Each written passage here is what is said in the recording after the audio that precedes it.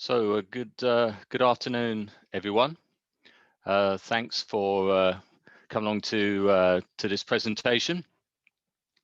My name is Mark Dancy. I'm one of the members of the DCF project team and the OCP Ready program lead. Just to make you aware, if you're not already, there is an interactive whiteboard type Etherpad where you can ask any questions or chat with other members or anyone else that's joined the call today. So I'll be talking to you today about the progress of the work stream to update the colour facility guidelines for the deployment of open racks. The work is really important and we need to continue to develop the guidelines so they keep pace with the innovation in OCP hardware, and so that OCP users and the OCP colour solution providers can understand the fundamental facility requirements for deploying open racks and IT gear into a data's IT technical space.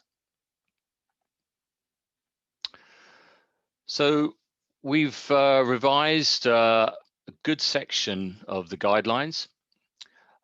We've rewritten the scope. We've added the ability for the community to suggest changes to the guidelines with a link to a change request submission form. We've rewritten the system overview. We've reorganized the layout to make it simpler and repositioned things like the measurements and units that we've used within the document, and we've developed the main subsystem chapters quite extensively.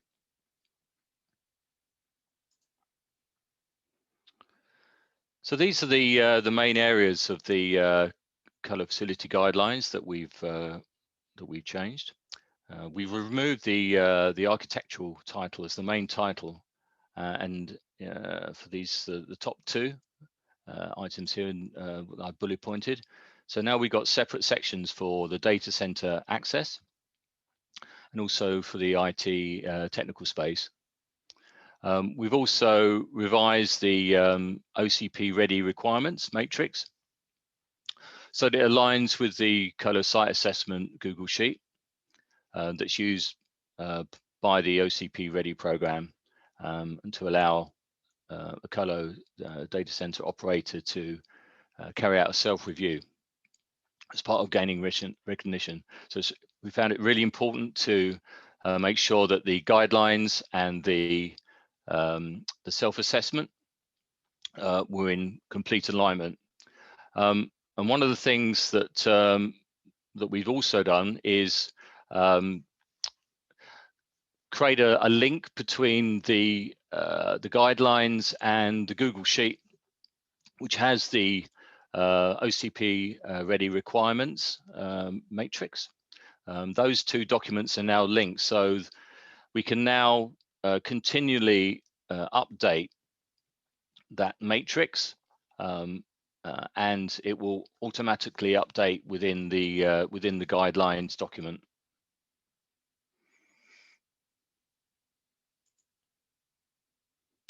So this is the first section that I just like to quickly talk about, where we added some additional information, and this is for a pod framing system, where it's a floor standing structure, either on a slab floor or also on an access floor, where there's where the structure contains frames, doors, cantilever supports for cabling pathways for the network and power, and also in some cases it can obtain contain control panels and also power distribution overhead, and also significantly and most importantly air containment to enclose the hot and cold aisles. We've been provided with a couple of great examples from a couple of members of the DCF. Sean Halpin from the Dataplex group has provided an example of the types of pod framing layouts that they install. and also from Stefan Harron of MainCubes. On the right here, where it's an example that they've provided for a customer at their facility in Amsterdam. We've also added guidance for a 1N, reference design power architecture, which is acceptable for the OCP ready requirements, being a single path to the rack, minimal circuit breaker counts, so reducing the amount of capital expenditure, and in this case, no centralized UPS, and instead a single battery backup unit within the rack to create resilience, and this being something to encourage, where the resilience is within the application, the network, and the facility, instead of just being the resilience being determined by redundant components within the facility. So here we've created a block diagram, simple block diagram, showing that 1N type of power architecture.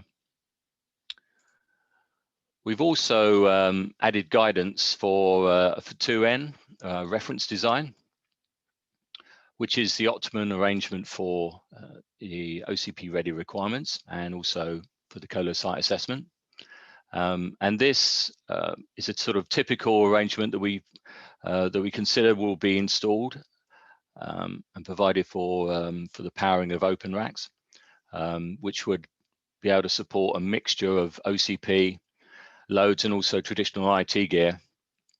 And in this case, has dual utility feeds and generator sets, and having a centralized UPS upstream to support both of those types of loads.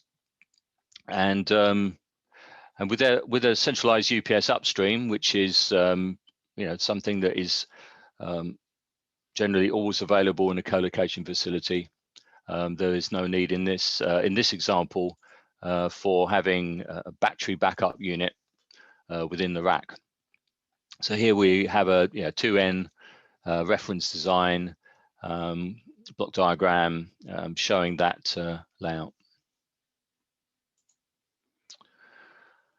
It's also been a lot of work been carried out. Gerald Thibault has provided quite a bit of experience that he's put in and added into this section of the guidelines, and this is really sort of aimed at providing assistance to those that need to assess the performance of the cooled air delivery, and for any type of heat rejection system, so that an OCP user can then assess a facility for its suitability based on the performance. So there's a lot of information there that's been provided in that respect. This is one aspect here that's been added in there around the airflow requirements guidance for rejecting heat with varying values of delta T. We've also within the matrix, with the alignment with the colo site assessment, we've added in the different selections that could be made within the parameters. And that's and now, as I say, it's now in alignment with the colo site assessment.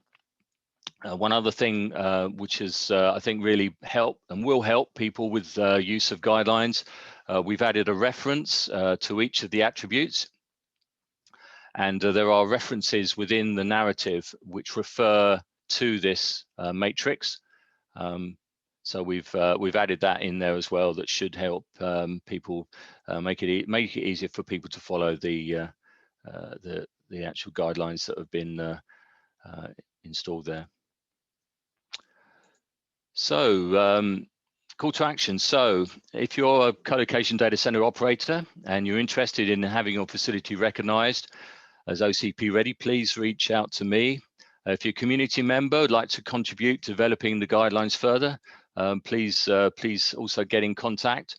And also, please look out from an email that will come out in the next couple of weeks that will then give everyone the opportunity to take a look at the revised COLA guidelines, give the community a chance to comment, those who haven't been involved, and then once we've gone through that review period, then we'll publish it, and hopefully that will be a great sort of new revision to the work that we've done.